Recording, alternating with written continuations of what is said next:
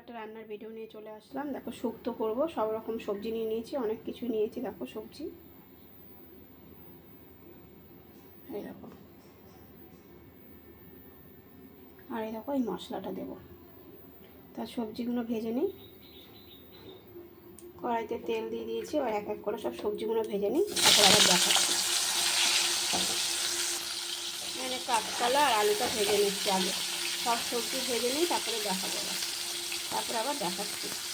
এরকম বন্ধুরা মশলাটা নিয়ে নিয়েছি, এটা বেটে নেবো। সবজি সব ভাজা হয়ে গেছে। তেজপাতা, শুকনো লঙ্কা আর পাঁচফোড়ন সম্বাদ দিয়ে দিলাম। কড়াইটা পুড়ে খেয়ে সবজি এই মশলাটা ভাজা হয়ে গেছে। এই যে সবজিগুলো সব দিয়ে দিলাম। হলুদ আর লবণটা দিয়ে দিলাম। সবজিটা জলটা দিয়ে দিলাম। দেখো বন্ধুরা কি বৃষ্টি হচ্ছে, বৃষ্টি মনে এবছর আর কমবে না। জলটা দিয়ে দিয়েছি, এই যে মশলাটা দিয়ে দিয়ে এবার ফুটে যাক, তারপরে আবার দেখাচ্ছি। এই দেখো বন্ধুরা রান্না হয়ে গেছে, একটু আমুল দুধ দিয়ে দিলাম। আর এই দেখো এখানে ঘি আর চিনি, আমার রান্নাটা হয়ে গেছে।